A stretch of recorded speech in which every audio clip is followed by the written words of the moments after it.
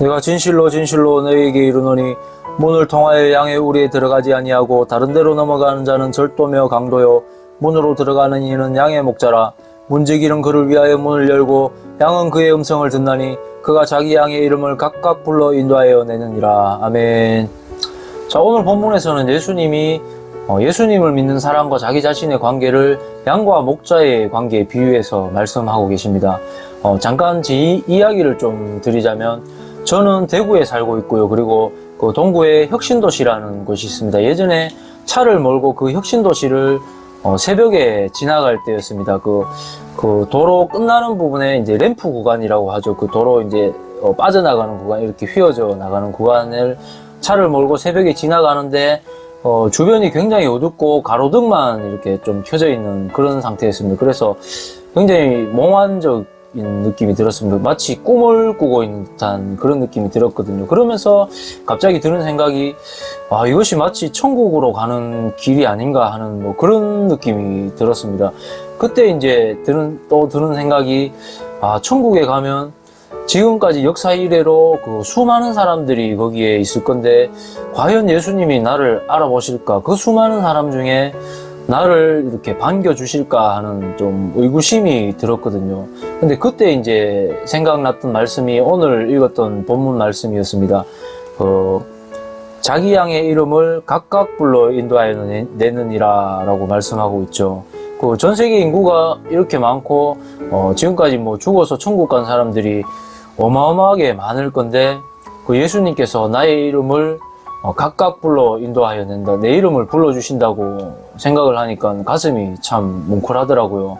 그래서 목자이신 예수님이 양을 부를 때 얘들아 오너라 뭐 이렇게 부르는 게 아니라 한 사람 한 사람의 이름을 각각 다 불러서 이렇게 인도하여 낸다고 말씀하고 있는 거죠. 그 말은 곧 예수님이 모든 사람의 죄를 대신해서 십자가에서 죽으셨지만 그 십자가에 죽을 때 그 구원하실 그 한 사람 한 사람 얼굴을 다 떠올렸다는 것이고, 또 그 한 사람 한 사람의 이름을 다 생각하면서 죽으셨다라는 말씀이 되겠습니다. 우리가 직장 생활을 하다 보면 내가 다치거나 개인적 사정으로 장기적으로 이제 근무를 하지 못하게 될 경우에는 대부분 나와 똑같은 일을 해낼 수 있는 다른 사람이 그 자리를 대체하게 되겠죠. 물론 그게 나쁘다는 건 아닙니다. 회사 입장에서는 당연히 그렇게 해야 되겠죠. 근데 그 과정에서 나라는 존재는 사라지게 됩니다. 어떻게 보면 회사는 내가 필요한 것이 아니라 내가 가진 노동력 혹은 나와 똑같이 일할 수 있는 그 기술력이 필요했던 것이죠.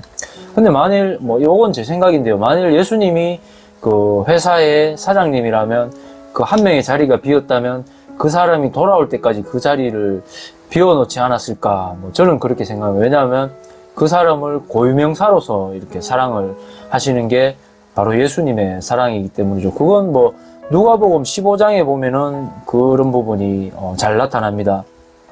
99마리의 양을 놔두고 한 마리의 잃어버린 양을 찾아가는 목자의 모습이 나오는데요. 그때 보면은 예수님께서 그 양을 찾아낼 때까지 찾습니다. 4절에 보면 이렇게 말씀하죠. 너희 중에 어떤 사람이 양 100마리가 있는데 그 중에 하나를 잃으면 99마리를 들에 두고 그 잃은 것을 찾아내기까지 찾아다니지 아니하겠느냐. 자, 경제적인 논리로 보면 99마리를 놔두고 한 마리를 과연 찾아내기까지 찾아러 가는 것이 맞는가 이렇게 생각할 수도 있겠습니다. 왜냐하면 찾을 때까지 찾으려면 엄청난 그 시간과 노력이 들기 때문이죠. 그렇지만 예수님이 그렇게 하시는 이유는 바로 그 양이 아니면 안 되기 때문에 그런 거죠. 우리 같으면은 그냥 다른 양 한 마리를 또 사오면 되지 않겠느냐 그렇게 생각할 수도 있겠습니다만, 요한복음 6장에서는 예수님이 이렇게 말씀하십니다. 나를 보내신 이의 뜻은 내게 주신 자 중에 내가 하나도 잃어버리지 아니하고 마지막 날에 다시 살리는 이것이니라. 자, 그래서 양의 이름, 곧 저와 여러분의 이름을 각각 불러서 오라고 하시는 예수님의 그 사랑의 성품을 말씀드렸는데요. 그와 관련된 본문을 몇 개 좀 더 살펴보도록 하겠습니다. 요한복음 1장에서 이렇게 말씀하십니다. 참빛 곧 세상에 와서 각 사람에게 비추는 빛이 있었나니.